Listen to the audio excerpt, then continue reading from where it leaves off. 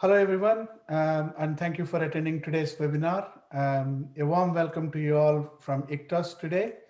I have the pleasure of making a short opening statement to introduce the panel and Iktos ahead of the webinar. Starting with myself, I'm Sri Vadlamudi. I'm Senior Director and Head of Business Development Europe.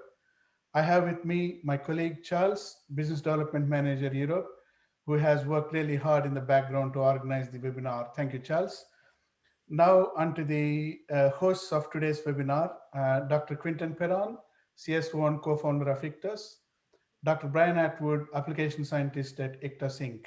Um, so, uh, on to the next slide, please, Brian. So, let me start introducing the company. Those who don't know us, so Iktos is a Paris-based company founded in late 2016 with offices in Europe and USA. The current headcount is 40.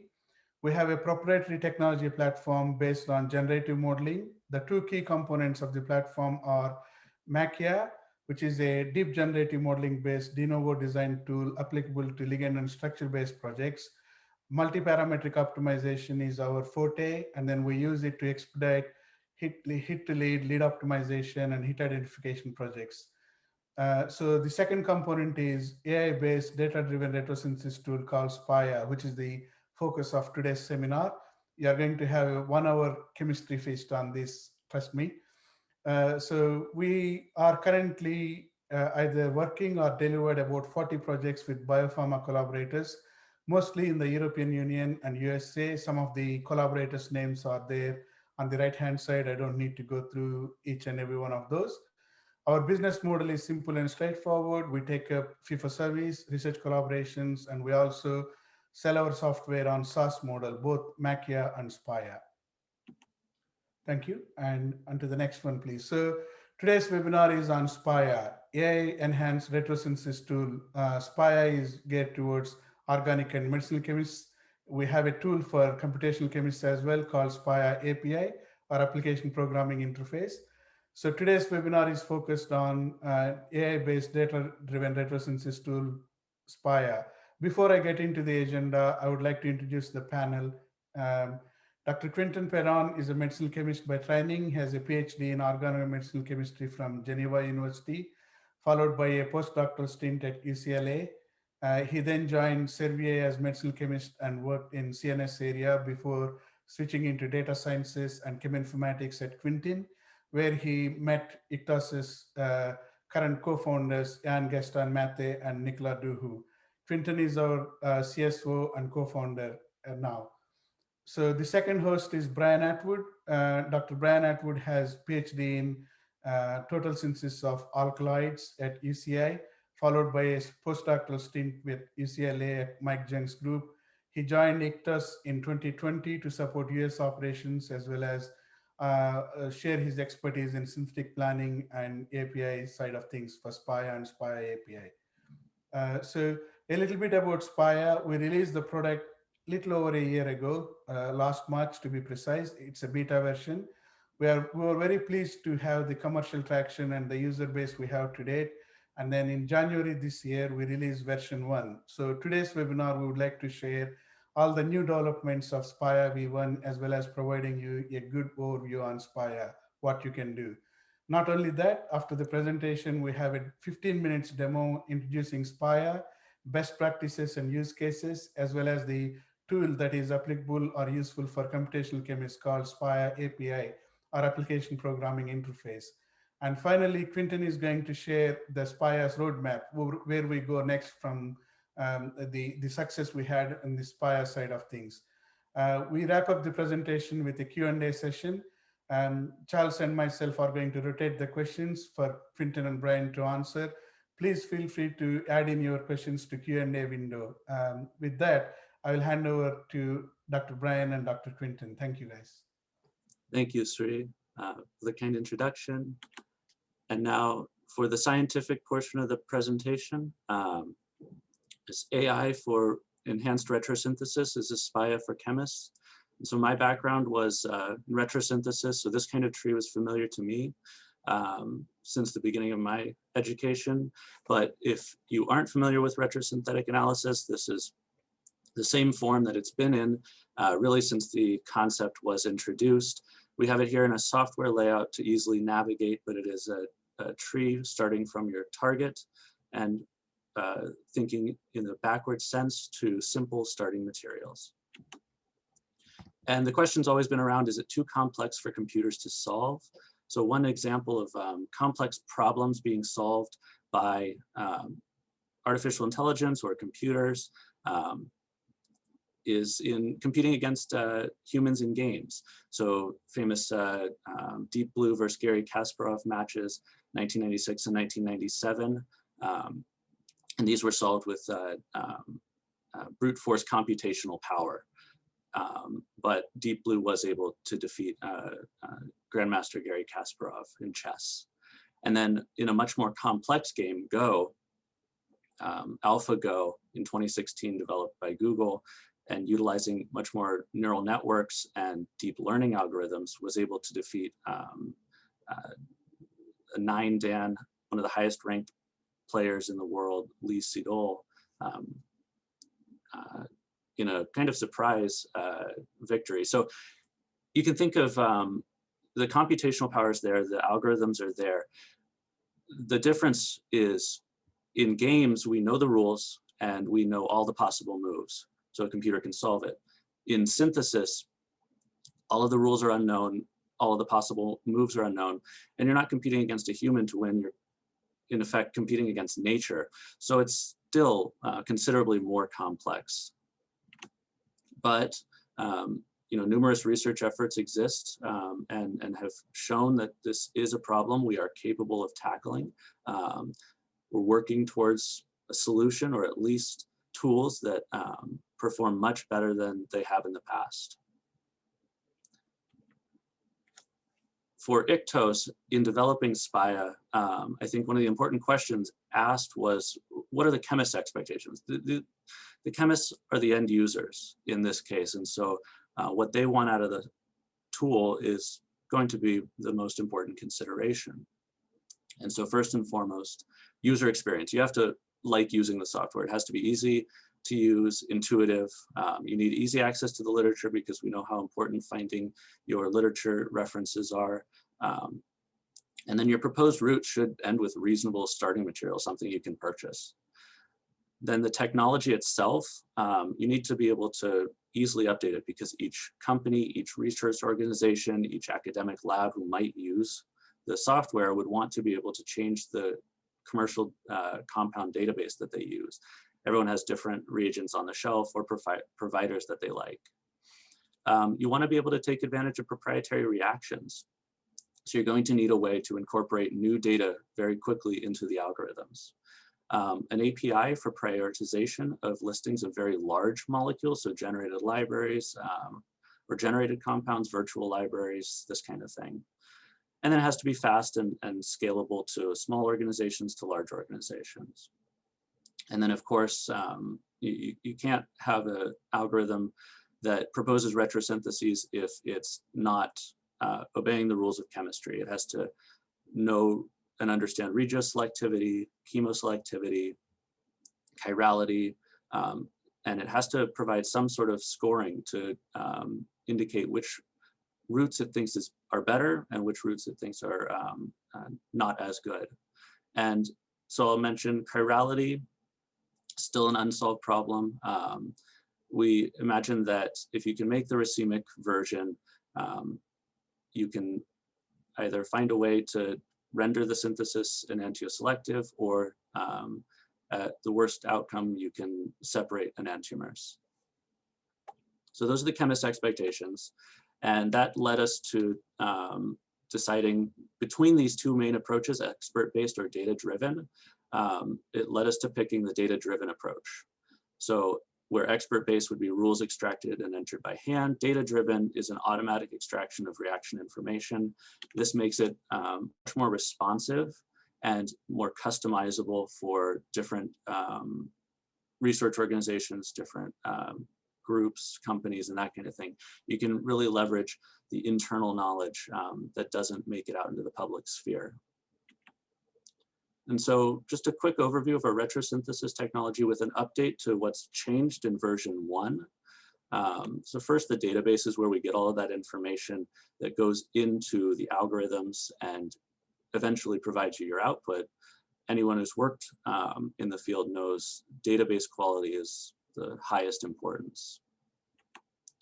So our data preparation pipeline is automated. It can be operated in a week from scratch. And so we don't do it from scratch every time, but this is the outline generally. We take almost 11 million reactions out of the Pistachio database from NextMove software. We clean those reactions, remove duplicates, standardize the smiles, remove solvent and other spectator compounds.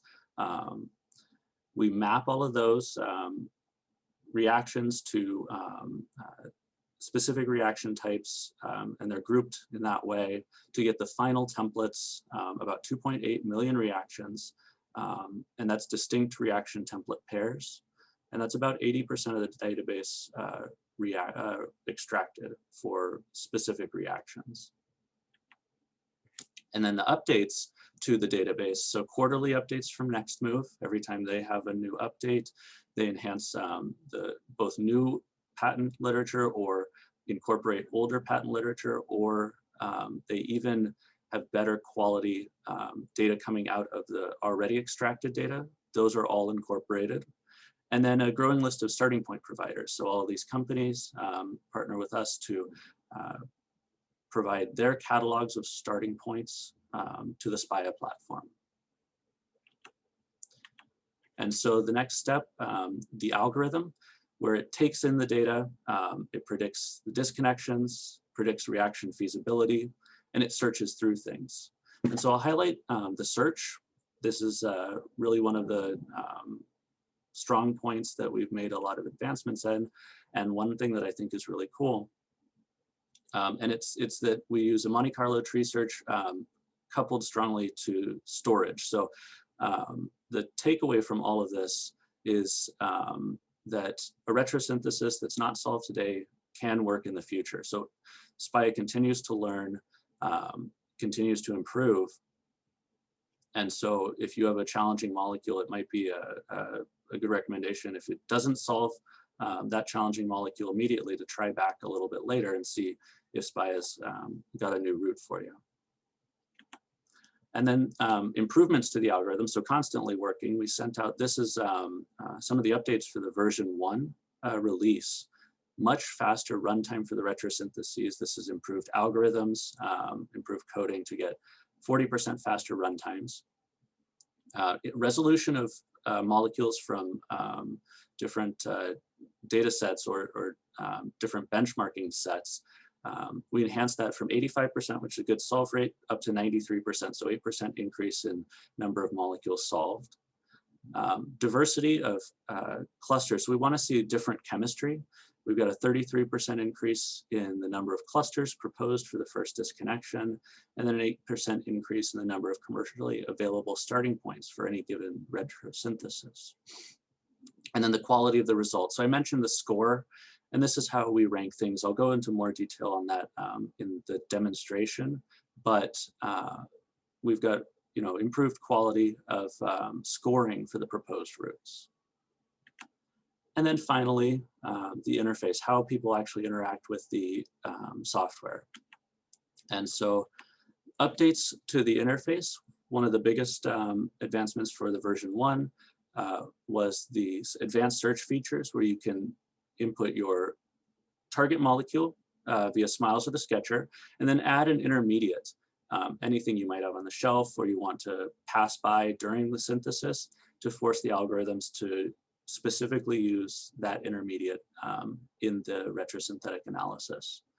And then finally, maximum number of steps. If you have or want to impose limits, you can do that now with the Spaya Advanced Search. And then the API, so a different way to interface with the Spaya algorithms. And so the API, Application Programming Interface, it's the same engine, but designed for high throughput work. So it can run in a Jupyter Notebook via KNIME or Pipeline Pilot. you take your input of hundreds of thousands of smiles, and you get output for a score, which is actually a retrosynthesis computed and determined by the AI algorithm, and then the shortest number of, the number of steps for the shortest route. And so this is already available. It's a service running on our own internal AWS VPC. It can also be deployed to your own VPC. And so you take, here's a little bit of a more detail on this. Especially, I think an important question people ask is how long it might take. On average, about 3 seconds per molecule per worker.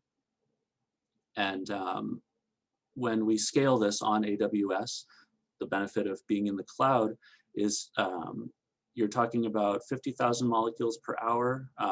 This is internally with 250 CPU. And when you scale further, you can go 200,000 molecules per hour with 1,000 CPU. And it can be connected to generative models. So I'll also go into more detail on this, but I wanted to highlight that if you're producing lots of molecules, you want to make sure they're reasonable.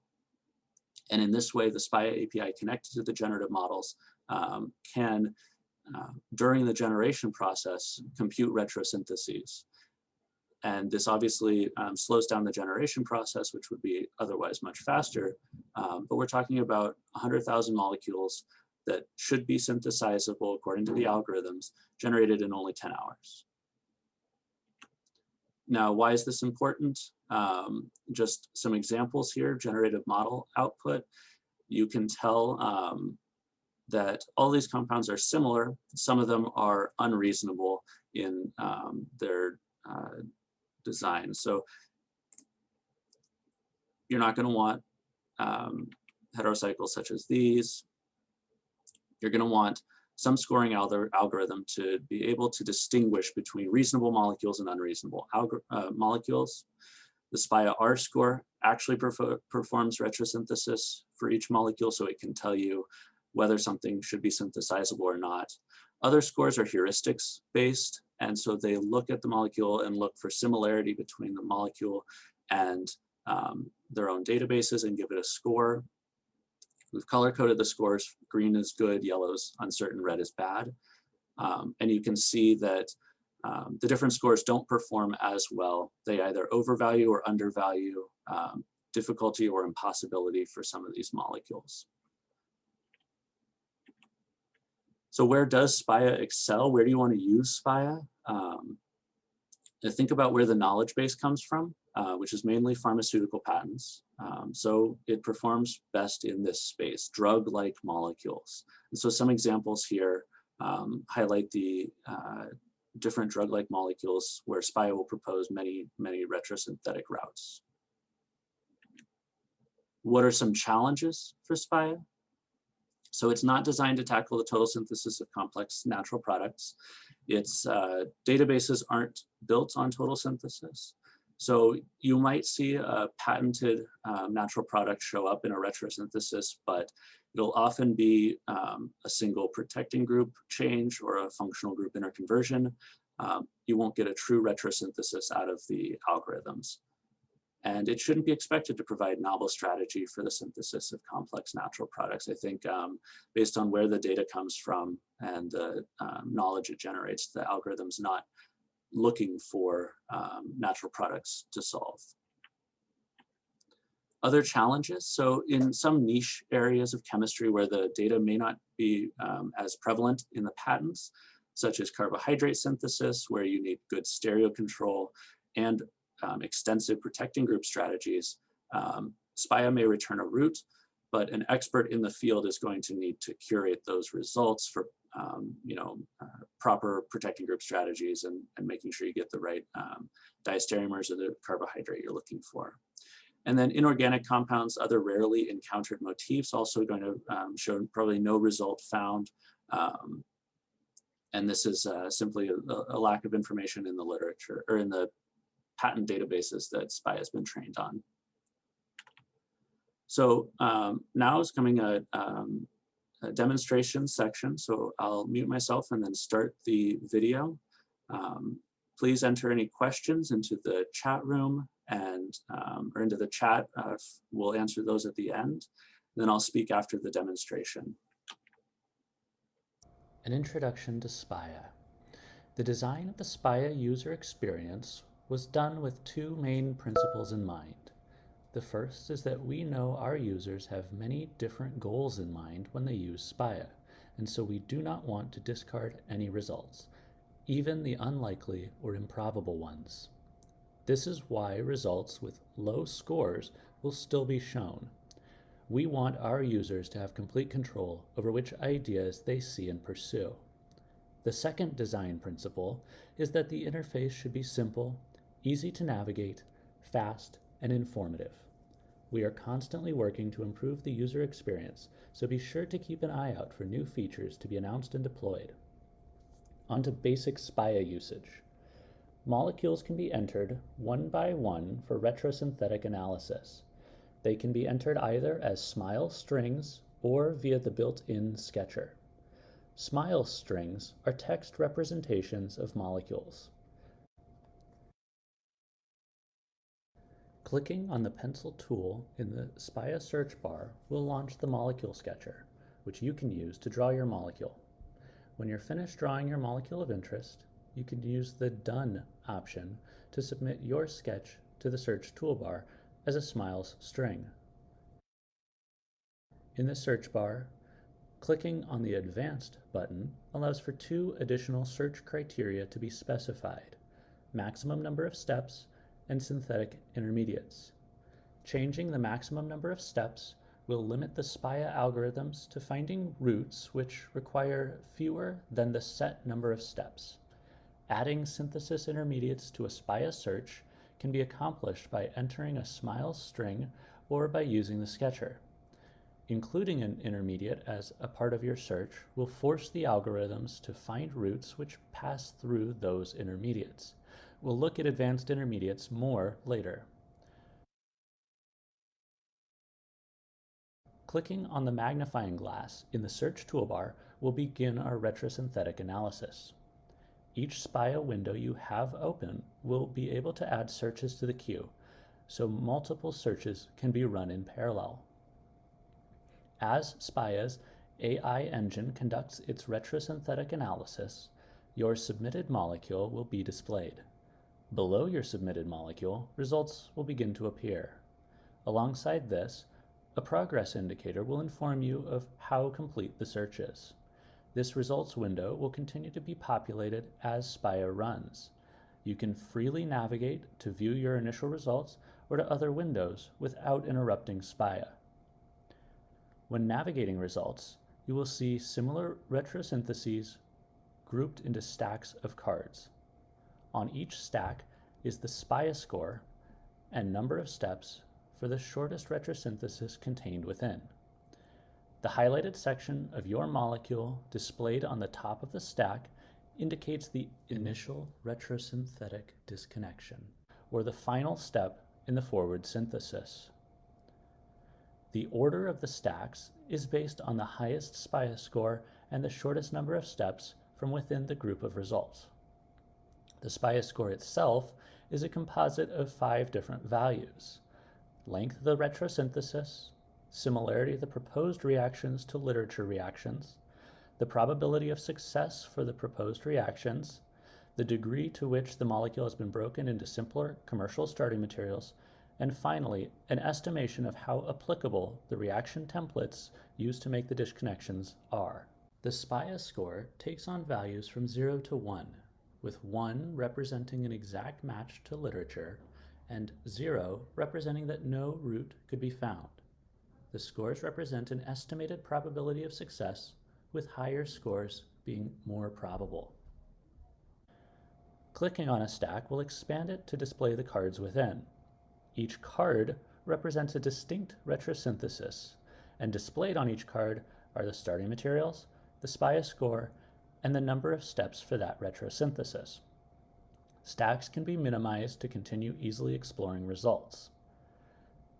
Clicking on a card will change the display to show the selected retrosynthesis, with the target molecule on the top and starting materials on the bottom. Molecules will be connected by reactions, and clicking on a reaction will pull up the relevant literature information, including, when available, experimental procedures and hyperlinks to the literature sources. At a minimum, the reaction display will show the relevant source information for the most similar reaction and the similarity score between that literature reaction and the proposed reaction. You can navigate to other retrosyntheses from this window by clicking on the arrows, or you can return to the Roots list by clicking on the Roots List button.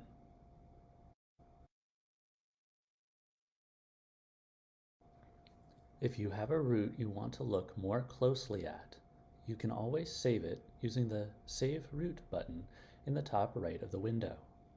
Your saved roots and recent searches can be viewed via the Accounts Information page. Saving roots opens up more options and allows you to more easily navigate through the results you find important. Synthesis proposals may need user input to refine before they can proceed to the bench. You should always make sure to edit the Spaya results to your satisfaction. As you navigate through your chosen retrosynthesis, you may identify reaction steps which you want to avoid for one reason or another. You may want to avoid certain reagents, reaction setups, purifications, or follow your personal preferences. You may also identify inaccuracies or errors in certain steps. All of these can be corrected from the retrosynthesis page. For any reaction step, you can click on the More Roots from Here button to launch a new Spaya search, with the target molecule being the intermediate from your retrosynthesis. You can navigate and explore the results for this molecule the same way you did previously. Selecting a reaction here will update your current tree. Leaving this window before the Spaya search is complete does not interrupt the search, and you'll be able to return at any time to check on Spaya's progress. To undo any changes, you can select Clear. This will revert to Spaya's original results. Users are going to want to be able to quickly access certain details from within the retrosynthesis. Currently, Spaya features the option to export your retrosynthesis as a PDF for easy sharing or printing. Information will automatically be included for every reaction step and starting material. The most similar literature reactions will be included in the printout. If there's a particular literature reaction you want to be able to reference, you can use the Pin feature to save that reaction. Pinning a reaction will include it in the export of your retrosynthesis, overwriting the default. Similarly, you can pin starting materials from specific providers by clicking on the starting material molecule and using the Pin button next to the desired provider.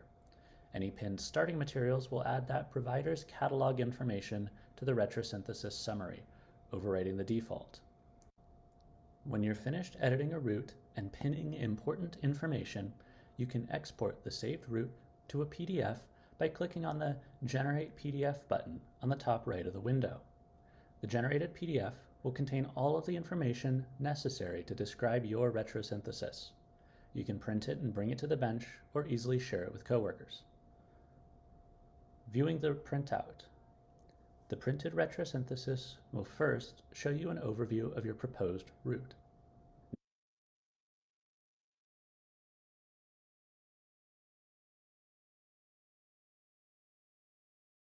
Next, you'll see a list of starting materials.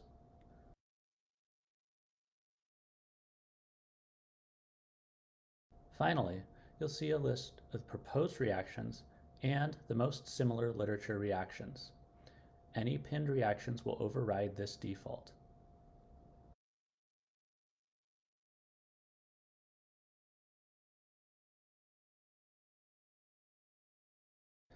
Advanced intermediates.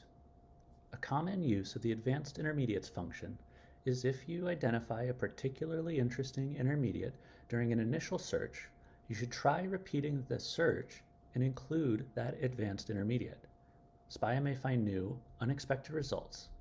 Advanced intermediates are included in the same way as molecules in your initial search, either as a smile string or via the built-in sketcher.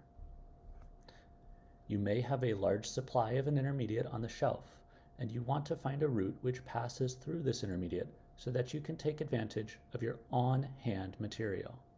Using the advanced intermediate feature here can help to save time and money.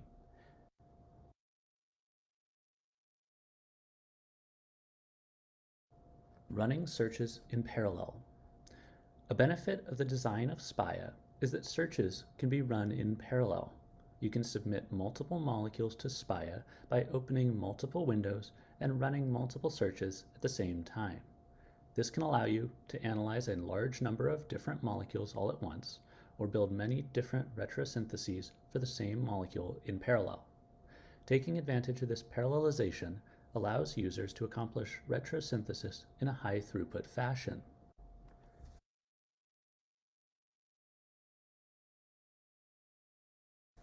Recognizing the importance of high throughput retrosynthesis, we've developed the Spaya API, or Application Programming Interface, to allow users to process thousands to hundreds of thousands of compounds in a short time frame.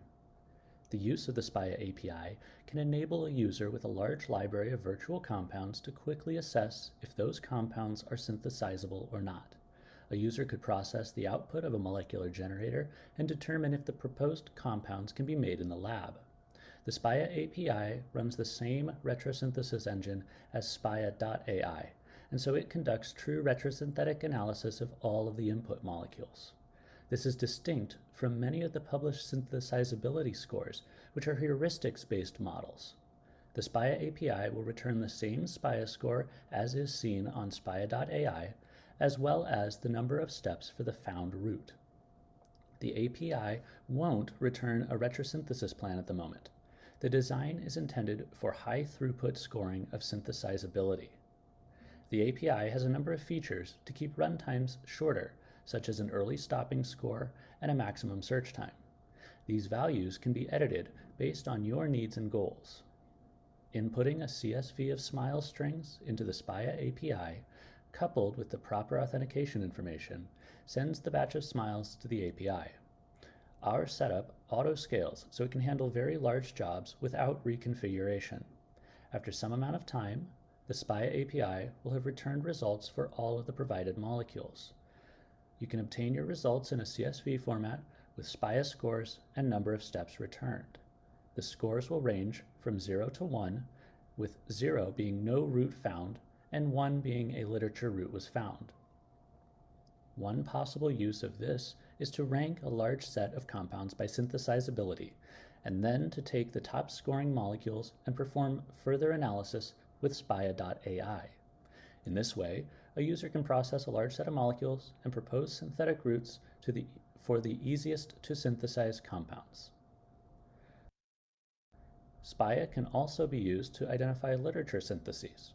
A Spaya score of 1 indicates an identical literature match.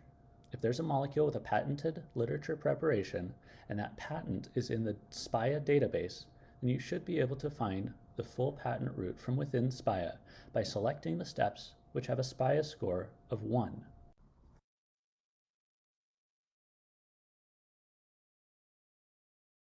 Another advanced use of Spaya can be for finding alternatives or for generating new ideas for challenging molecules. In this example, by repeating a search for one target molecule in multiple windows, we've set ourselves up to explore a wide range of chemistry and hopefully find new ideas or inspiration. One recommendation is to look at some of the lower scoring proposals in order to see a more diverse set of chemistry. We can then further expand each retrosynthesis, taking advantage of the parallelization of Spaya, allowing us to look at many different intermediates and possible disconnections at the same time. By exploring widely, we can see a number of different possibilities. We might identify something unexpected, or we might recognize a new approach to the synthesis of our molecule of interest.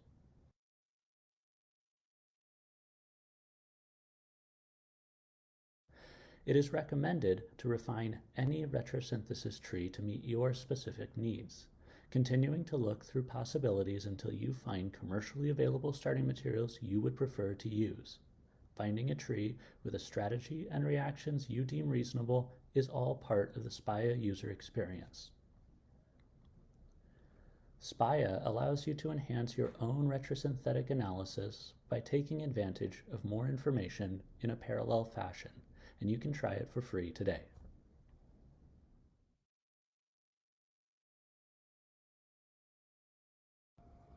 An introduction to Spaya.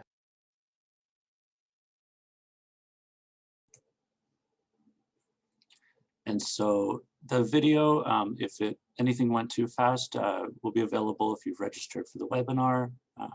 Also should be available otherwise online. You can check things. I want to mention that An introduction to Spaya. so you can sign up for free today. You visit us at spaya.ai. You can create a free account, try out all the features, including the full set of features available in the normally paid version for 30 days for free. Now, I mentioned custom implementation, one of the strengths of Spaya and the data-driven approach that Iktos has taken. And so custom implementation for an organization is one of the most powerful ways that Spaya can be deployed. So it's present right now in Iktos's private AWS cloud. This can be a multi-tenant secure system where you and only you have access to your data. It's scalable when on the cloud, either in our cloud or your VPC. But it's scalable, so many retrosyntheses can be launched in parallel. And it can take advantage when it's deployed for a client with in-house starting materials or preferred providers, as well as internal synthetic knowledge, so ELNs, which can be extracted, or other databases you might have access to. So all of this Iktos' AI technology, all of your reaction information, starting material data, can be automatically processed in less than a week for custom retrosynthesis software. Now, our CSO co-founder, Dr. Quentin Perron, will present the Spaya roadmap. Thank you very much, Brian. Yeah, a few words about the future of Spaya. As you may understand, Spaya it's a SaaS application, so it's not a standalone application, and we push new version and improvements every 2 weeks, and a lot of people are working on the front end and on the back end of Spaya. So next week, or maybe at the end of this week, a new front end will be pushed into production, where you will be able to see the tree of disconnection, the tree of the retrosynthesis, at the same time the stack of cards and the starting material. So it will allow you to avoid back and forth between two visualization. Also, we are working on a collaborative framework where you can save your retrosynthesis and share it with your team inside Spaya, so that the team can comment the route you pick, but also vote and rate your proposition, so that you can share work within your team to prioritize routes and synthesis. Regarding the engine, of course, we work intensively to accelerate Spaya, to have better results, to increase the quality of the output. We also want to have a lot of options for the chemists to influence the search, and being able to input some intermediate, as Brian showed you, is a very nice option. We're gonna add more possibilities, like able to input some smart, so substructures, presence, absence. Also, you will be able to put price limits, availability of starting material, and also your preferred providers. I saw some question regarding, is it possible to modify the catalog of suppliers? Yes, it will be possible. You will be able to select the one you want Spaya interrogate during the search. Also, radio selectivity, chemoselectivity, yields, and a number of references for a given reaction, are all information which have a lot of values to impact the global score of a route. And we are working on improving that score to have at the first position, at the base core, the top route, regarding those aspects. So keep posted. Spaya is evolving very fast, and all your feedback are more than welcome to help us improving the user experience, but also the engine. Please, you can ask question. Yeah. Yeah, thank you so much, Brian, Quentin. So there are quite a few questions, and then we are pleased to see a very large number of audiences attending the webinar. First of all, a big thank you to all of you. And yeah, maybe I start with the question. So here is the first question. Comparing with Cynthia or the IBM's React RxN tool, what are the advantages of Spaya? So I think I'd say that for comparing to Cynthia, we're data-driven rather than expert-based. So rules don't have to be entered by expert chemists. For Spaya, the data is automatically extracted and can be extracted from ELNs, can be extracted from other sources of data that you might have access to. Whereas Cynthia, expert chemists need to input reaction rules and templates and confirm the logic of all of the steps. So the custom implementation or flexibility is not present. And then with the IBM's RxN tool, one thing that I can definitely tell you is the speed and quality of Spaya, which are hard to quantify, but are definitely improvements over using the RxN tool. So much more reasonable disconnections, much more reasonable routes, and much faster. I think it raises also the difficulty to compare technology because all those technologies have different engine, different templates. They have been trained on different database. They also have different catalog of providers. So at the end of the day, it's very hard to compare. And of course, we can see some qualitative difference, but quantitative difference is very hard. So that's why also Spaya is open. You can make your own judgment and go through Spaya and test it on your project. And please provide us your feedback and by making that comparison. Thank you, Quentin, Brian. So Charles, you want to take the next question? You want to read out? Sure. So actually the next question is, does Spaya is ruled on a central computer, or it's a software which can be downloaded? It's a web-based app, so you can't download it to run it locally. It's all accessible via the web or your VPC if you have a private deployment, in which case you wouldn't need to access it via our portal. You'd access it internally. Thank you. Thank you. There is a question on, does Spaya give you pH and thermodynamic conditions for the reactions?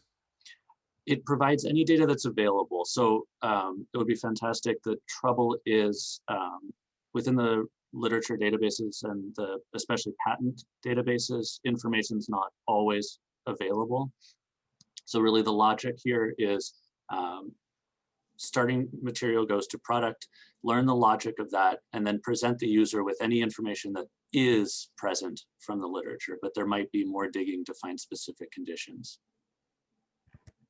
Thank you. So the next question is around chirality. If chirality is ignored in the roots, how the divergent reactivity of diisostereomers accounted for in Spaya? Yeah, so that's an acknowledged challenge that's on our roadmap, but a much more difficult problem to solve. It has to do with both data availability and applicability. So the number of cases where diastereomeric pairs of reactants are going to perform differently are fewer in the chemistry applications we are generally dealing with. So when we're working with pharma, this is not as much a concern. It's definitely something we want to solve, but a much bigger problem. Okay, I take maybe the next question. Could the Spaya integrate our in-house compound database? Yes, definitely. And so you can contact us, let us know we can have a conversation about how the data is stored. We're very flexible. One thing that I've seen with our dev team and everyone is they're very happy to, they seem to be able to handle any problem, pretty incredible. But we work with a lot of different people. Everyone has a different system. So just reach out and we can do that. Okay, so onto the next question. How do you build your prediction models in the absence of negative data? There are sub questions too. That's the first part. The second part is how did you validate your score, either Spaya score or R score, presumably. And then the third part is what other ways one can compare the predicted results from different retrosynthesis tools? So all good questions, thank you. So first, without negative results, obviously this is a difficult problem to solve. And so there's kind of two approaches in Spaya to solve this. The first is the custom implementation where ELN data does have those negative results. And I should maybe back up and say, a big problem in this field for everyone is most literature sources, most chemists, most people don't report negative results. You can't say this reaction didn't work. I think you try to publish that and a lot of times people will say, well, you didn't try hard enough or there might be a way to do it. That's a separate issue. So the information's not really out there. When you have ELN data that does have negative reaction data, we can incorporate that. That's really powerful. And then second question has to do, let's see. Spaya scores validation and validation. The Spaya score validation. So we've done a few different things. This has been, I'd say, constant tinkering. So constant improvement with expert chemists. We have a lot of chemists in the company, which is, I think, unique for software and AI companies. We have a lot of chemists. So we have constant evaluation of the quality of the results, but we also have the user base. And within Spaya, I didn't highlight this too much. There's upvoting and downvoting for reactions. You can just express your opinion. This information is actually valuable because then it highlights problem areas for the algorithms. And then we are, at Iktos can go in and look at why was this reaction downvoted so much? What was the problem there? What occurred? There are always, with any software solution, bugs, problems in the initial data set, problems extracting information from that initial data set. So at each step, your feedback on quality of results is valuable. Help us correct all of those errors. Maybe one comment regarding negative data. Thank you for your question, Govinda. When you input a molecule to Spaya, the goal of the AI is to see in a similar context which type of disconnection the system should perform. So you don't need negative data. We just try to reproduce in a similar context non-disconnection which have been done in the past. And then we have developed heuristics to make sure that this happen at the right position, which call that applicability domain estimation of our templates. If you want to dig a bit in that, you can Google Spaya on YouTube, and we talk about that in our first webinar. And then there was a third part. Yes, so what other ways one can compare the predicted results from different retrosynthetic tools? Spaya versus, for example, the competitor tools.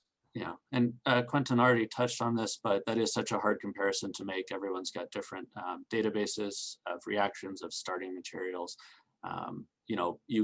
You can come up with a benchmark. You can find what's important to you. What's nice about Spaya is it's available. So you can make your own determinations based on your own experiences, at least for our tool. With other tools, it might be easier or harder to get access to them, so I can't comment. But I'll say, for example, I like to benchmark with a set of literature compounds just to see how things are performing. I think you have to ask a question at the end of the day, does Spaya help me? And this is the only question you have to ask yourself, because we know that retrosynthesis, as Brian said, is a very complex task. Sometimes you obtain very nice results. Sometimes it's more, we can discuss about those results because in some contexts it can be more difficult. But at the end of the day, did Spaya help you increase your productivity? And this is the only question you have to ask yourself, I think. Thank you. On to the next question. I think it's around the roots. Roots added to synthesis are sometimes consist of 5 to 6 steps for a single intermediate synthesis. And then there was a suggestion to add eco-friendly roots on one-pot reactions instead of multiple roots. So that's a good suggestion, but I will let you both answer that. Yeah, thank you. Oh, definitely agreed. So, excuse me.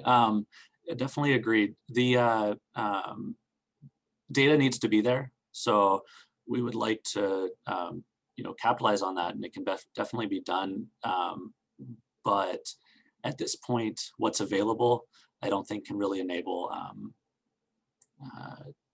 the algorithms to understand what an eco-friendly synthesis might be, and be able to find one pot or telescoping synthetic roots. It's how do you write that up for an algorithm to understand that all of these can be run in the same pot? We'd need to understand solvents and a lot of the things that aren't present in the data. Quentin, do you want to add anything? Yeah, so we have somehow this information into the Spaya score, because a route with 5 to 6 steps will have a lower score compared to a route with 1 steps and several intermediates.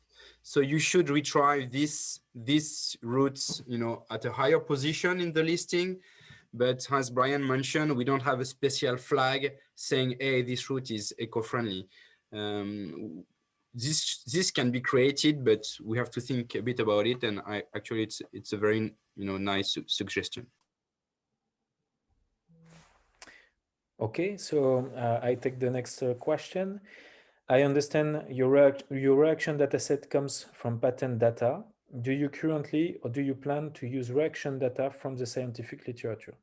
So yes, of course. And so, there's a lot of quality data out there, and the people who have those databases, we're definitely interested in talking to them, or, Quentin can mention more about. Yeah, we have discussion ongoing with several providers. So this is definitely something which is in our roadmap. Thank you. Okay, thank you. So on to the next question. Will Spaya only show known reactions for known substrates, or can Spaya suggest a reaction for similar substrates? It's all for similar substrates. Now, what's being seen is when we click on reaction is the known literature and then the similarity to a proposed reaction. So all of these proposed reactions, unless they have a score of 1, are not literature known. They're just similar reactions. Yeah, it's very important to understand that Spaya is not only interrogate a database. Spaya is, you can input whatever type of molecules you may want to make. Even these molecules is not known into the literatures, we can find roots for that. Thank you. Yeah, actually, the next question go a little bit back to that point. If Spaya is trained on patent literature, are there concerned that only the best explore well-studied chemical space? That is definitely a concern. And so, constant improvements to, as Quentin mentioned, the ongoing conversations with suppliers of literature data will enable us to further explore chemical space. But the cache is, I think, also a nice feature in the database, in that users can start to expand the cache by running searches, by computing things. We also run many searches to expand Spaya's cache. This can start to expand the known chemical space. But without data there, we can't predict what's going to happen in an unknown chemical space. Thank you. Thank you. So is Spaya team are also working with non-organic compounds? So I mentioned that this is an issue with what data is available. If we have good quality data on inorganic synthesis, then Spaya is agnostic to the whether it has carbon in it or not, whether it's organic or not. It's just the data has to be present. A lot of inorganic literature is going to be in the scientific literature or not patented. The patented stuff might not be present in the pistachio database. So if there's an interest and available data, it's possible. Yeah. So in other words, it's data driven. Yeah. Yeah. Okay. Thank you. Thank you.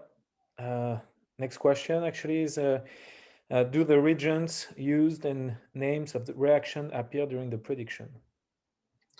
So they appear when you click on the reaction button inside of a route when available. So a lot of this comes from mapping reactions to named reactions with Chemaxon, or it comes from extracting reaction information from the pistachio database. So it's all displayed when available just by clicking on the reaction button. But we don't, the algorithm, it only takes the mapped reactions to name things. Thank you, Brian. Okay, so the next question is about reagent suppliers. I think, can the reagents be listed as per, for example, UK, Europe, or USA, or in any specific order? Or how does this current system is set up to deal with the reagents? That's a very good question, actually. Right now, the system's just set up to provide you the list of providers. The advanced search feature that Quentin mentioned in the roadmap that allows you to select catalogs will start to get there. You know, if you have preferred providers for your geographic region, you can select those via the advanced features. But that's a very interesting point because it's a global product, and global supply chains are so critical, and things can change very quickly. If there's maybe a boat stuck in a canal, you can't get chemical supplies as quickly one place to another. So thank you, actually, that's a really interesting idea. So thank you, Amgad. He's one of our Spaya users. So thank you for that quite good question. Yeah. So on to the next question. Is Spaya helpful for large molecule synthetic feasibility searches, or it's only for small molecules? It, I think, depends on what you mean by large molecule. Now, if we're talking biologics, the data, again, not there. I've seen it solve, stapled peptides, which was really interesting. But I've also seen it struggle with some other, 600, 700, 800 molecular weight compounds that are a little less familiar. You get into thousands, and the data is just not present. But what I will say is, if you have an idea of the data source, it can definitely be done. And then if we're talking large molecules, maybe things like PROTACs and stuff, then there's a bit more in the patent literature, and then that can be solved. It's more classic chemistry. Spaya doesn't care how many atoms it is, it just tries to disconnect things to similar reactions. Yeah. Thank you, Brian. There is a follow-up question to that. How can Spaya help in checking the novelty of new or virtual compounds? That's an interesting thought. So, novelty is such a difficult concept to pin down. For chemists, everyone's going to have a different opinion of what's novel and what's not. Spaya will definitely help you identify if something's already been patented. So it's known. That's where you see and it shows up in our literature. That's where you see the score of 1. But it also, because everything's based on similarity to known chemistry, if things are scoring very high, a user can look at where these highly similar compounds are coming from to determine if the space they're operating in is novel or less novel. And then, that's again, such a gray area for chemists to discuss anyway. So Spaya can definitely enhance that, I think, making it easier to find what's similar. Thank you, Brian. I think the next question, I think there is actually a comment. First, I will deal with the comment and go through the question. So it is from one of the beta users and also still continuing to use version 1. The comment there was, yes, Spaya now is much faster than I tested before. Good. That's what feedback we wanted. Thank you for that. And then now on to the question. So you mentioned Spaya.ai can also be used to do the generative modeling work. Can we test the generative modeling part in Spaya now? So separate applications that are developed by Iktos. So Makia was mentioned at the beginning. That's the generative model AI. That's the generative AI. The benefit is they communicate to each other via the APIs. It's something that you can reach out to us and talk to us about, but it's not available as a feature in Spaya. It would be definitely something to have a conversation about for evaluating, and we're happy to do that. Yeah, maybe Quentin, you want to mention it is other way around. In the generative tools, Spaya can be integrated in future. Yeah. So you have Spaya inside Makia, but you don't have Makia inside Spaya. Right. Thank you. On to the next question, please. Yeah, so that's a question actually to go back to reaction condition, and does Spaya provide it, especially temperature, pressure, catalysts during the retrosynthesis steps. So I think you briefly mentioned that also, Brian, but you can expand. Just to touch back on that, when available, Spaya provides as much information as is possible, and we're constantly trying to improve both ourselves, and then actually I know NextMove software is constantly improving their data extraction abilities to take out reaction data, conditions, time, temperature, pressure, solvent, everything you might need. But it's a massive challenge. You can imagine the millions and millions of patents that are out there. Data has to be extracted, and nothing is in one single format or presented in one way. So it's we present it when we have it. That's the best I think we can really do. Yeah, maybe a comment also. There are some papers and people who try to predict reaction condition, catalyst, from the starting material. This is something which is totally doable, but we observe, and talking with our clients, they prefer to see the most similar literature's condition rather than to have a model saying, okay, based on your starting material, this is my prediction. So that's why we stick right now on displaying the most similar reaction condition for a given reaction compared to making a prediction of the reaction condition. But this can change in the future for sure, especially right now. Yeah, I think right now with predictive powers, what they are, chemistry is still very empirical, and you have to get to the bench to try it if you want to see your reaction. But a lot of research in the area to improve that. Thank you. So the next question is around, do we plan to use enzymatic reaction steps in the retrosynthesis planning? When available, again, to Spaya, that would be a reagent that would be not, a monolipase or something. You're not going to, Spaya is not going to worry about it. It's going to take starting material and go to product, and it's agnostic of how.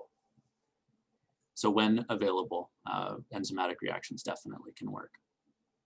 Yeah. Thank you, Brian. Next question is about the Spaya API. So how did Spaya API determine the AI score for a given molecule from all possible synthetic routes?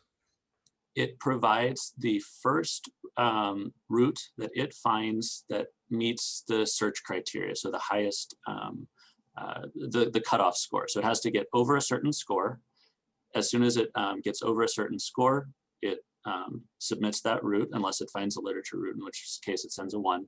And if it doesn't get over that score, it continues to search until it reaches its maximum timeout, which can be changed, whatever you're comfortable with, however long you want to give the algorithm to search.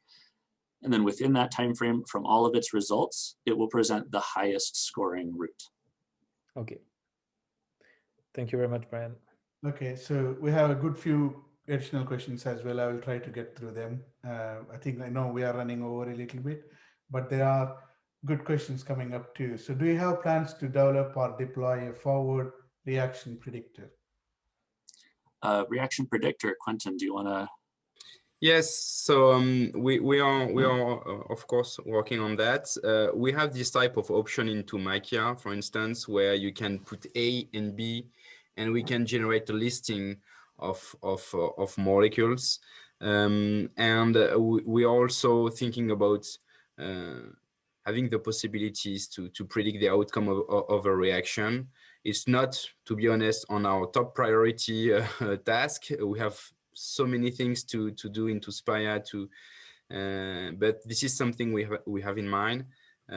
We have to identify clearly the needs regarding that particular option. Yeah. So thank you, Quentin. I think there is a similar question as well. Maybe I will read it out now from other user. Can reaction outcomes be calculated with Spaya? If I have compound A plus B equals to what? Yeah, we can do that as well. It's just Spaya in the reverse, so it's more or less the same models.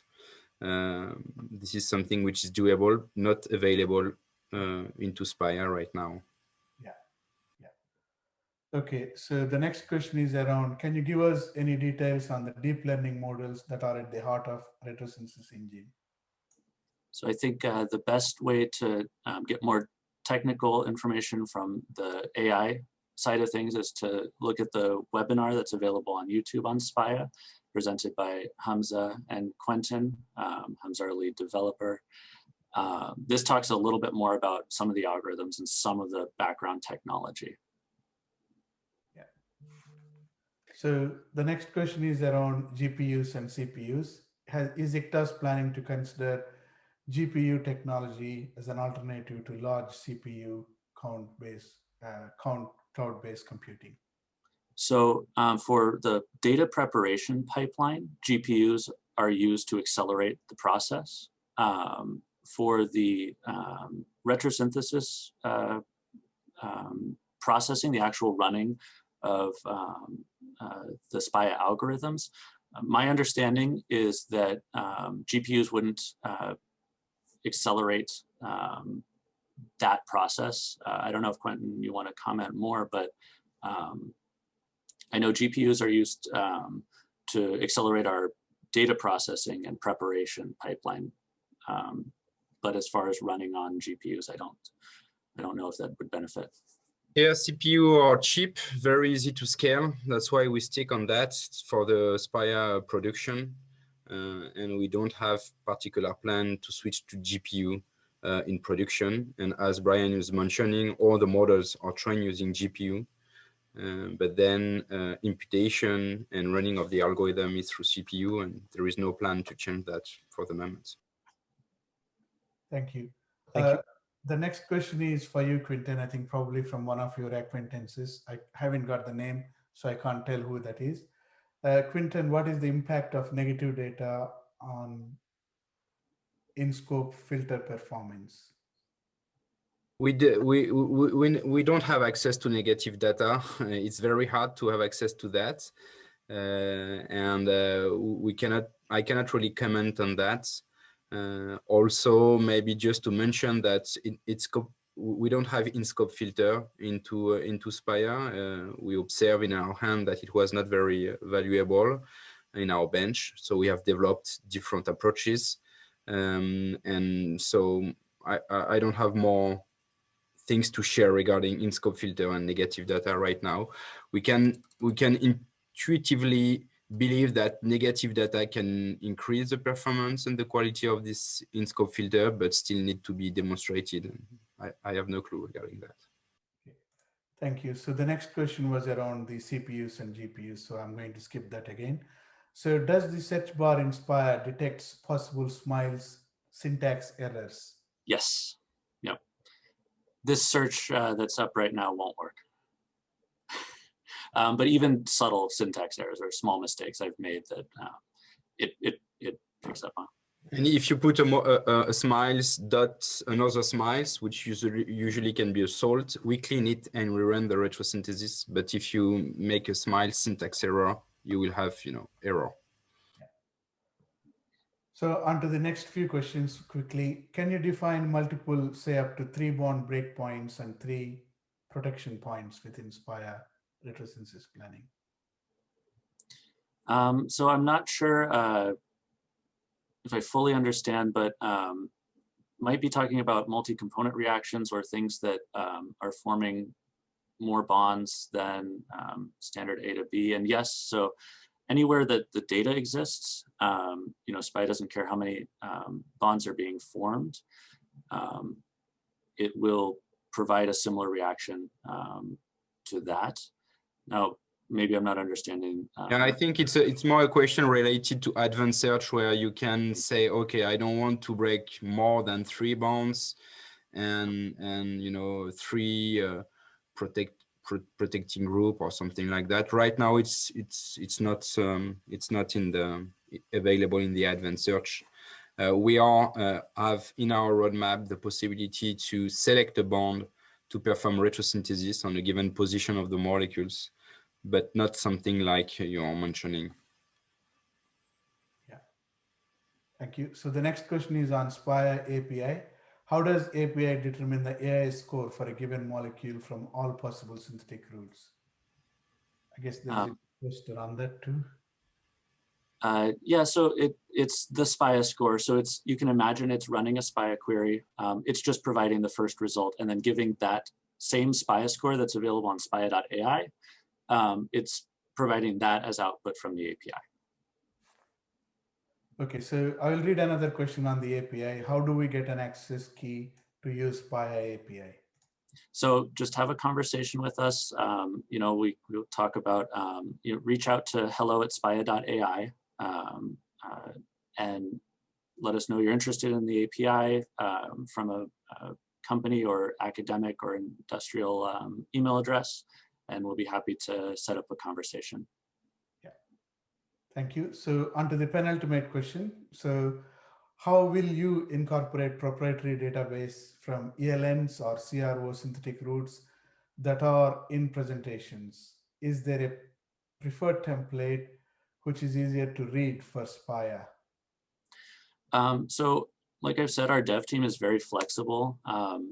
The data preparation pipeline has been automated to clean and handle a lot of very messy data.